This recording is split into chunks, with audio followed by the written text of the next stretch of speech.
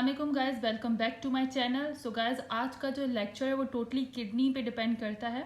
हम लोग आज एनाटॉमी ऑफ किडनी जो है वो डिस्क्राइब करेंगे और उसके साथ साथ बेसिकली जो मेरा लेक्चर है उसको जब आप वो पूरा लेक्चर देख लेंगे तो उसके बाद आप कोई भी बुक उठा लें, आप इजीली जो है वो किडनी के MCQ सॉल्व कर सकते हैं। क्योंकि फॉर एग्जांपल ये जो बुक दी ये बुक है फॉर एग्जांपल, तो यहाँ पे भी बेसिकली वही पॉइंट्स हैं, सेम जो की पॉइंट्स हैं जो आज मेरे लेक्चर्स में डिस्क्राइब किए जाएंगे। तो ये वही बेसिक की पॉइंट्स होते हैं जो हर बुक, कोई भी MCQ बुक आप ले लें उसमें डिस्क्राइब किए जाते हैं, ताकि उस बुक में अगर आगे जो MCQs हैं वो आप इजीली जो है वो सॉल्व कर सकें। फॉर एग्जांपल इसके भी की पॉइंट्स वही हैं और यहाँ पे जैसे इसके MCQs दिए गए हैं कि अगर आप मेरा लेक्चर देख लेंगे तो आप कोई भी बुक उठाएंगे तो ये MCQs आप इजीली सॉल्व कर सकते हैं। सो ये इजीली आप जो है ये MCQs हैं जो आप इजीली जो है सॉल्व कर पाएंगे। ठीक है, फिर ये इसकी डिस्क्रिप्शन होती है। नेक्स्ट जो वीडियोस आती जाएंगे, आगे जो लेक्चर मेरा कंटिन्यू होगा तो हम MCQs भी जो है वो डिस्कस करते जाएंगे कि ये MCQs किस तरीके से सॉल्व होंगे, क्योंकि कुछ MCQs होते हैं उनके फिर ये पहले की पॉइंट दिए जाते हैं, फिर उसके बाद हर MCQs का ऑप्शन, फिर उसकी डिस्क्रिप्शन दी जाती है ताकि ईजिली कोई भी स्टूडेंट मेमोराइज कर सके। या फिर इस तरीके की एक्सप्लेनेशन होती है MCQs में, तो आपके जो भी आपने लेक्चर लिया है वो इजीली आप सॉल्व कर सकते हैं।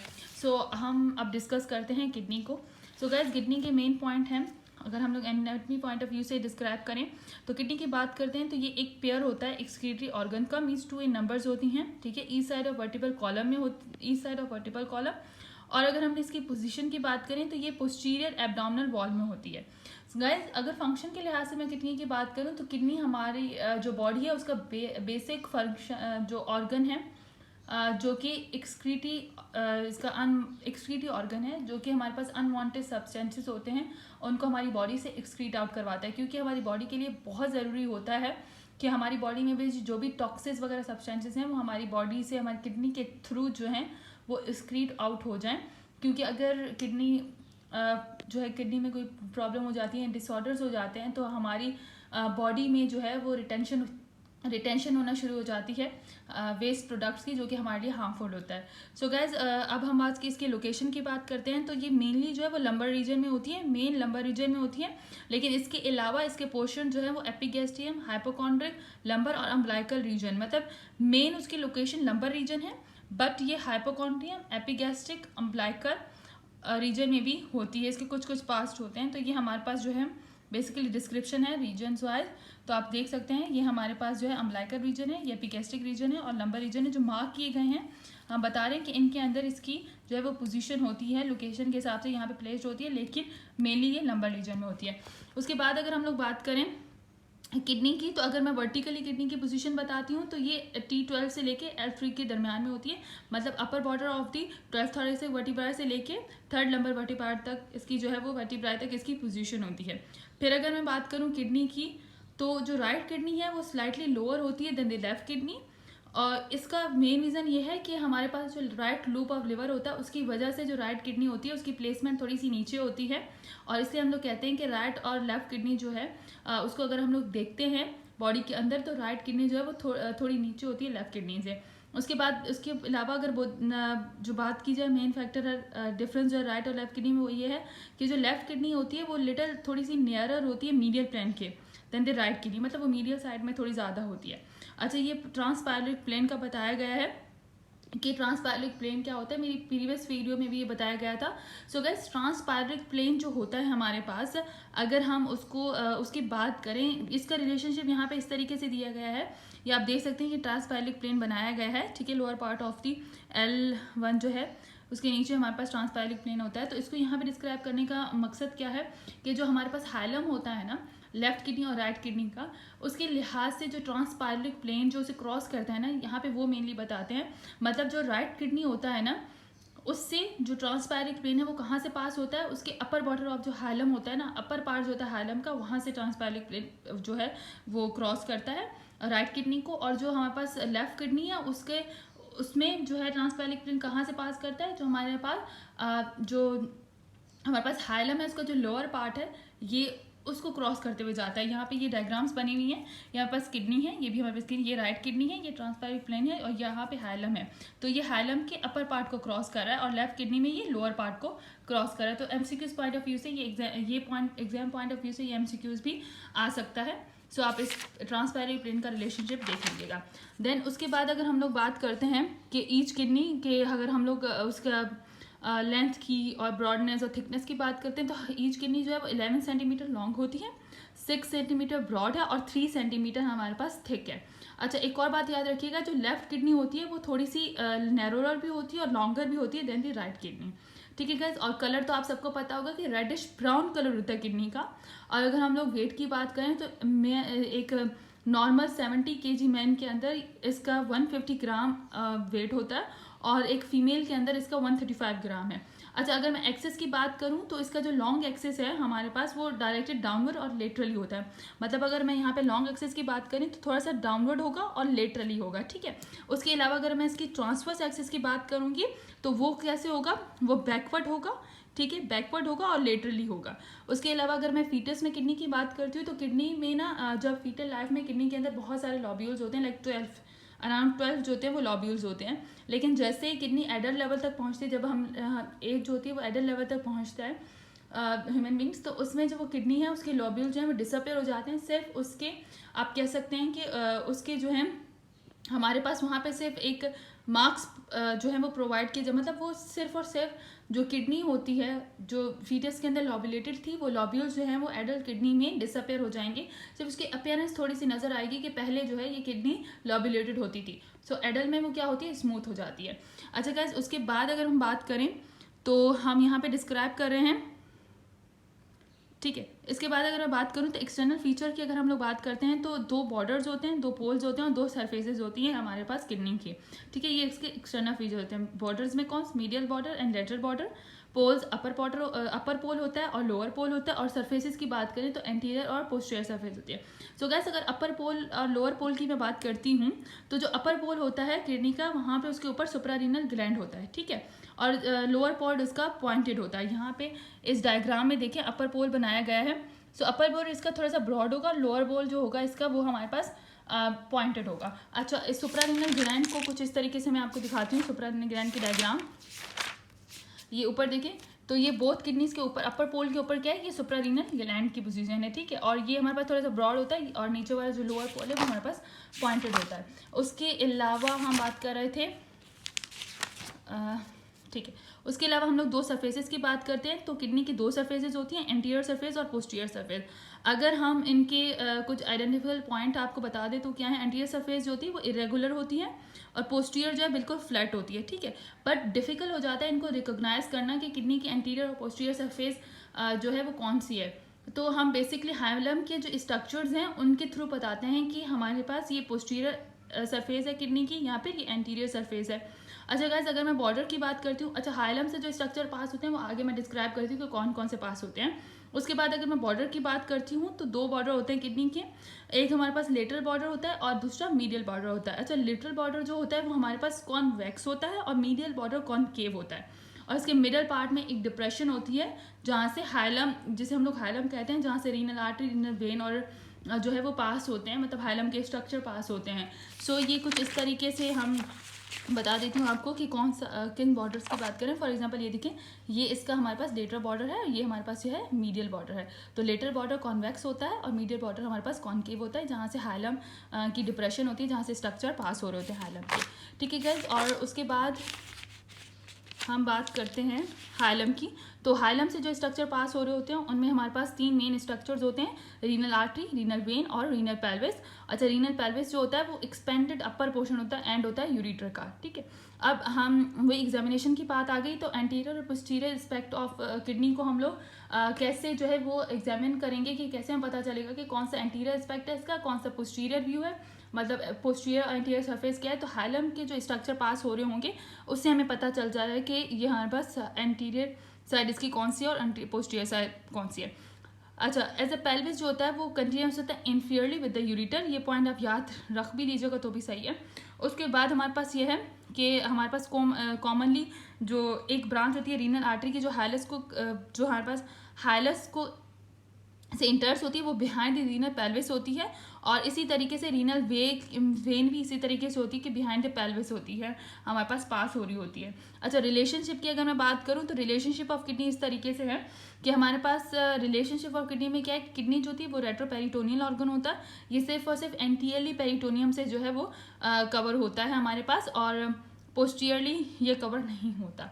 ठीक है, उसके बाद अगर मैं बात करूँ रिलेशनशिप जो कि कॉमन होते हैं किडनी से, तो दो मेन रिलेशन जो कॉमन होते हैं किडनी से, जो अपर पार्ट होता है वहाँ पे सुप्रारीनल ग्लैंड होता है, और नीचे जो हमारे पास जो इसका लोअर पॉल होता है वो 2.5 सेंटीमीटर अबव होता है इलियक क्रस्ट से। अच्छा गाइस, मीडियल बॉर्डर की अगर मैं बात करूँ तो मीडियल बॉर्डर का अगर हम लोग रिलेशन बताएं तो ऊपर जो होता है सुप्रारीनल ग्लैंड होता है हाइलम्स के, और नीचे जो होता है यूरिटर होता है। ठीक है, अब उसके बाद अगर हम बात करें मेन जो पोस्टीरियर एंटीरियर रिलेशनशिप्स हैं उनके बारे में हम लोग बात करेंगे। सो गाइस याद रखिएगा, ये बहुत ही इंपॉर्टेंट रिलेशंस हैं जो एमसीक्यूज पॉइंट ऑफ व्यू से हमारे एग्जाम्स में आते हैं कि किडनी का पोस्टीरियर रिलेशन क्या है और एंटीरियर रिलेशन क्या। अगर मैं पोस्टीरियर रिलेशन की बात करती हूँ तो दोनों के कॉमन पोस्टीरियर रिलेशन होते हैं, मीन्स के जो हमारे पास किडनी का पोस्टीरियर रिलेशन है उसमें diaphragm, medial and lateral arcuate ligament, stress major muscle, squires लंबोरम, transversus abdominal, सबकॉस्टल vessel, सबकॉस्टल इलियोहाइपोगैस्ट्रिक and इलियो inguinal nerves होती हैं। तो अब हम इसे कैसे याद कर सकते हैं, याद करें कि 3 मसल्स, 2 लिगामेंट्स, वेसल्स का एक बंडल होता है, नर्व्स होती हैं और डायफ्राम होता है। 3 मसल्स में हमारे पास कौन से हैं, स्ट्रेस major muscles, quadratus lumborum, transversus abdominals हमारे पास मसल्स हैं, लिगामेंट में medial and lateral arcuate ligaments हैं, वेसल्स में हम लोग लिख देंगे कि सबकॉस्टल वेसल्स हैं, नर्व्स में हमारे पास 3 नर्व्स हैं, सबकॉस्टल, इलियोहाइपोगैस्ट्रिक एंड इलियो इंग्वाइनल। ये कॉमन जो होते हैं रिलेशन होते हैं posterior relation, common posterior relation होते हैं दोनों किडनीज के। ठीक है गाइज, अच्छा इसके बाद एक और एडिशनल रिलेशन होता है, वो लेफ्ट किडनी का अलग होता है, राइट किडनी का अलग होता है। मीन्स के जो लेफ्ट किडनी है हमारे पास वो जो उसका रिलेशनशिप 12th और 11th दोनों रिब्स से होगा, लेकिन जो हमारे पास राइट किडनी है वो सिर्फ और सिर्फ 12th रिब्स से उसका कनेक्शन होगा। वो इसलिए क्योंकि जो राइट किडनी है वो थोड़ी सी नीचे होती है लेफ्ट किडनी से, तो उसका जो राइट किडनी है उसका रिलेशनशिप सिर्फ 12th रिब्स से होता है, और जो हमारे पास लेफ्ट किडनी है उसका 11th और 12th दोनों जो रिब्स हैं उनके साथ उसका कनेक्शन होता है। सो ये हमारे पास पोस्टीरियर रिलेशन थे। अच्छा गैस, ये कुछ डायग्राम्स बनी हुई हैं। ठीक है, ये हमारे पास बेसिकली एक जर्नल डायग्राम दी गई है हमारे पास, जिन्हें आगे जाके मैं दूसरे वे से डिस्क्राइब करूंगी कि ये इस डायग्राम में वो क्या कह रहा है। उसके बाद हम लोग एंटीरियर रिलेशन की बात करते हैं। एंटीरियर रिलेशन अगर मैं देखती हूँ राइट किडनी का, तो उसमें हमारे पास कौन कौन से हैं, राइट सुप्रारीनल ग्लैंड होता है, liver, second part of duodenum, hepatic flexure of colon and small intestine है। ठीक है, इनमें से हेपेटिक इंटेस्टिनल सर्फेसेज जो होती है वो कवर होती है पेरिटोनियम से। उसके बाद क्या है, lateral border of right kidney की बात करूं तो वो उस पर राइट लूप ऑफ लिवर से रिलेशन होता है और हेपेटिक फ्लेक्चर ऑफ कॉलॉन से। सो गाइस ये हमारे पास रिलेशन है anterior relation of right kidney के।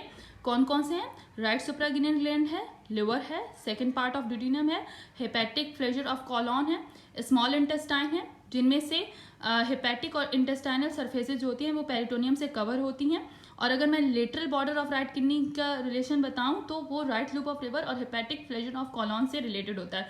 तो ये रिलेशन है। ये हमारे पास राइट किडनी है, ये हमारे पास राइट किडनी है और वो हमारे पास लेफ्ट किडनी है। सो ऊपर सुप्रारिनल ग्लैंड है, duodenum area, hepatic area, colic और जिजनम बताया गया है।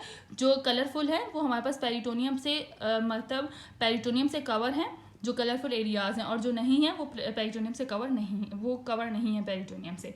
ठीक है, अब हमारे पास ये मैं अगर जो हमारे पास anterior relation of left kidney बताती हूँ तो उसमें हमारे पास कौन कौन सा है, लेफ्ट सुप्रारिनल ग्लैंड है, स्प्लीन है, स्टमक है, पेनक्रियाज है, स्प्लेनिक फ्लेक्चर है, डिसेंडिंग कॉलॉन है, स्प्लेनिक वेसल्स एंड जिजनम है। ये गाइस रिलेशंस हैं जो आपको याद होने चाहिए बिकॉज ये रिलेशंस बहुत इंपॉर्टेंट है एग्जाम पॉइंट ऑफ व्यू से।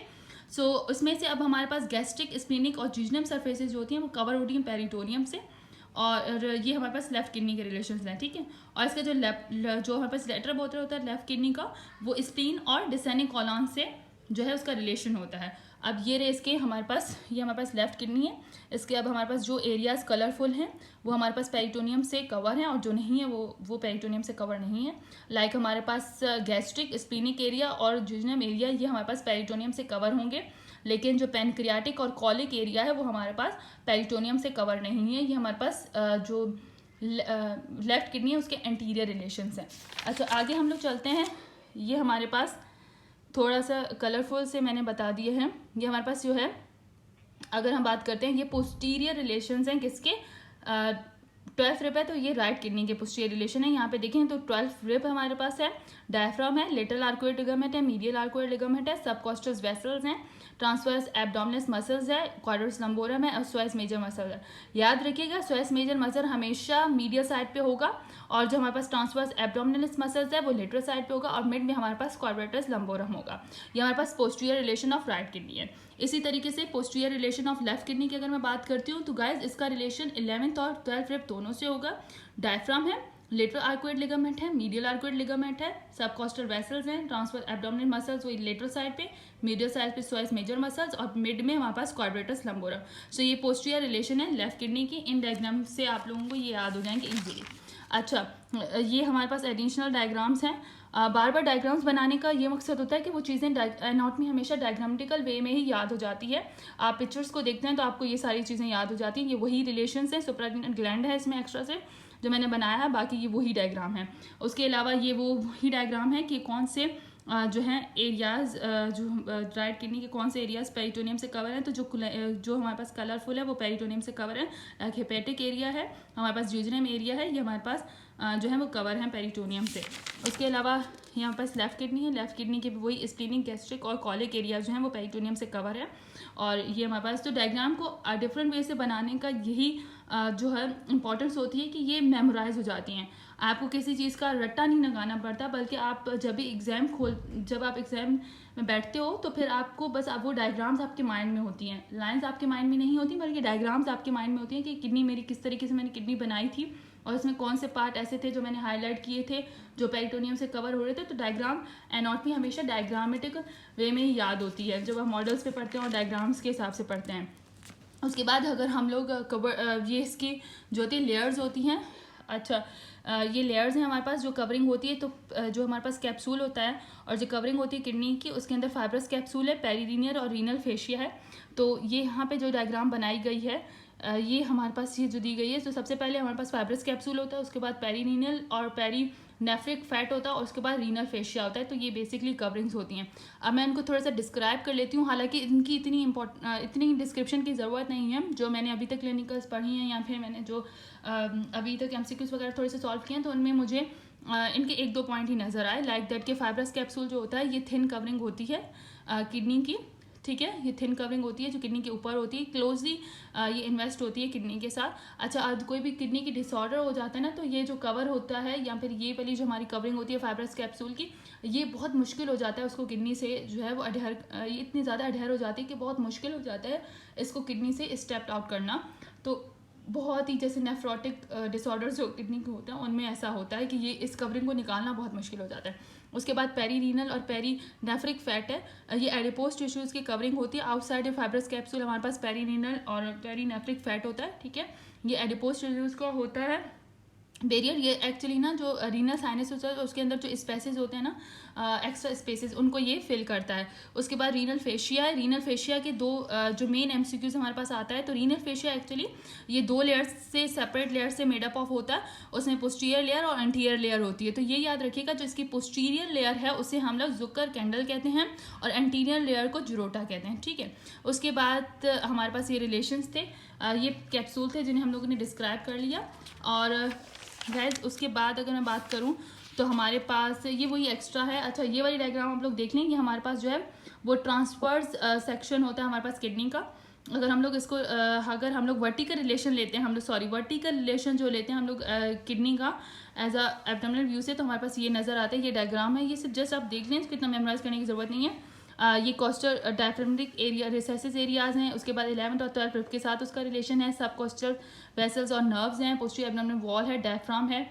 और उसके बाद सुप्रारीनल ग्लैंड है हमारे पास, एंटीरियर लेयर ऑफ फेशियाज हैं, फाइब्रस कैप्सूल है और पोस्टीरियर लेयर है और posterior layer of renal fascia है। तो ये हमारे पास कुछ इस तरीके से डिस्क्राइब होता है। उसके बाद जो बहुत इंपॉर्टेंट चीज़ है, ये डायग्राम आप लोग देख लें, ठीक है। ये हिस्टोलॉजी में आप लोग क्लियर कर लेंगे। अच्छा, ये हमारे पास ब्लड वेसल्स के हिसाब से उसकी डायग्राम भी दी गई है।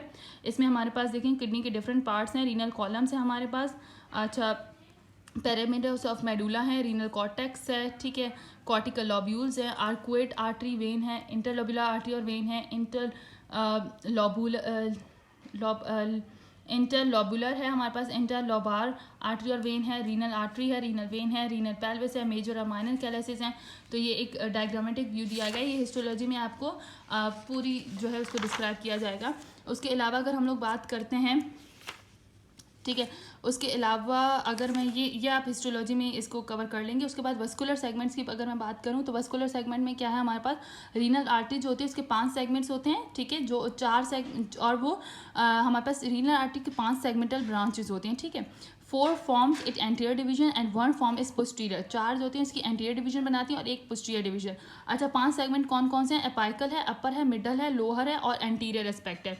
ये हमारे पास है एपाइकल, पोस्टीरियर, लोअर, अपर और मिडल, ये 5 सेगमेंट्स होते हैं, ठीक है। और पोस्टीरियर एस्पेक्ट पे सिर्फ और सिर्फ हमारे पास जो है पोस्टीरियर और parts of apicals and lower segment दिया गया है। ये हमारे पास ये अपाइक सेगमेंट्स के हिसाब से ये डायग्राम दी गई है, बहुत अच्छी, आप लोग इसको देख लें।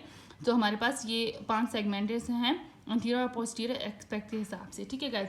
अगर अब मैं वस्कुलर सप्लाई जो इसकी मेन है उसको डिस्क्राइब करते हैं तो वो कुछ इस तरीके से है कि हमारे पास एब्डोमिनल आर्टा से एट टू लेवल पे रीनल आर्टरी निकलती है।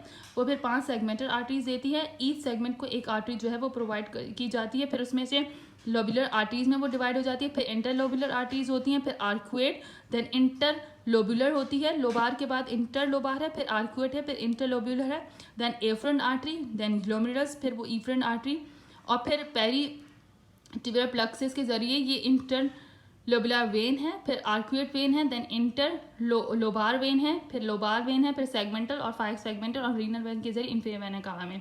सो ये हमारे पास वस्कुलर सप्लाई है। इसको एक बार देख लीजिएगा, ये चार्ट आप याद कर लेंगे तो इसको ईजिली आप जो है वो कर सकते हैं। एग्जाम पॉइंट ऑफ व्यू से भी इजीली आप इसे ड्रॉ कर सकते हैं। देन उसके बाद हमारे पास जो है, अगर मैं इसके लिम्फेटिक ड्रेनेज की बात करती हूँ तो ये ड्रेन हो जाता है लिटल ऑर्टिक नोड्स में, ये ड्रेन हो जाता है जो भी लिम्फ होता है हमारे पास किडनी का, और ये लोकेट होता है एट द रीनल आर्टरीज पे, located at the level of origin of renal artery, L2 पे जो है हमारे पास ये वहाँ से अराइज होता है। नर्व सप्लाई की बात करूँ तो रीनल प्लेक्सस के जरिए जो होती है वो नर्व सप्लाई होती है किडनी की। और अगर हम बात करते हैं तो it contain sympathetic T10 to L1 fibres which are chiefly vasomotors होते हैं, और इफरेंट जो नर्व्स होती हैं किडनी की वो बिलोंग करती हैं T10 से T12 सेगमेंट्स तक। सो ये पॉइंट भी MCQs के लिहाज से आ सकते हैं। सो ये हमारे पास ओवरऑल किडनी थी कि किडनी की एनाटॉमी किस तरीके से होती है। अच्छा, पोस्टीरियर और एंटीरियर रिलेशनशिप याद कर लीजिएगा। सो एक मैं डायग्राम्स आपको दिखा देती हूँ, तो आई होप कि उसके हिसाब से ये की पॉइंट आपको, ये सारे की पॉइंट्स हम लोग प्रीवियस लेक्चर में जो है वो डिस्कस कर चुके हैं। वही रीनल आर्टरी, रीनल वेन और रीनल हाइलस हमारे पास है। देन उसके पास एक्सटर्नल फीचर्स में हमने वही 2 पोल्स, 2 सरफेसेस, 2 बॉर्डर्स और रिलेशनशिप। ये डायग्राम्स बनाने का मकसद ये होता है कि इस तरीके से ये आपको मेमोराइज हो जाते हैं। मेहनत लगती है बट गाइस आप लोग को ये सारी चीज़ें जो है इस तरीके से याद हो जाती हैं, ठीक है। ये वही डायग्राम्स हैं बट इनको याद करने के डिफरेंट जो है वो पर्सपेक्टिव्स होते हैं कि आपको याद हो जाए, ठीक है गाइस। आई होप ये जो भी वीडियो मैंने बनाई है वो आपको समझ आई होगी, लेक्चर आपको समझ आया होगा, और आगे चल के हम किडनी के क्लिनिकल्स को जो है वो नेक्स्ट लेक्चर्स में डिस्कस करेंगे और MCQs करने की भी कोशिश करेंगे, क्योंकि ऑलरेडी ये लेक्चर वीडियो जो है वो बहुत बड़ी बन चुकी है। तो इसको प्रॉपर्ली देखिएगा ताकि जब हम क्लिनिकल्स की करें तो क्लिनिकल्स हम इजीली जो है वो अटैम्प्ट कर सकें अगर ये पॉइंट्स हमें याद होंगे। सो टिल दैट, अल्लाह हाफिज़।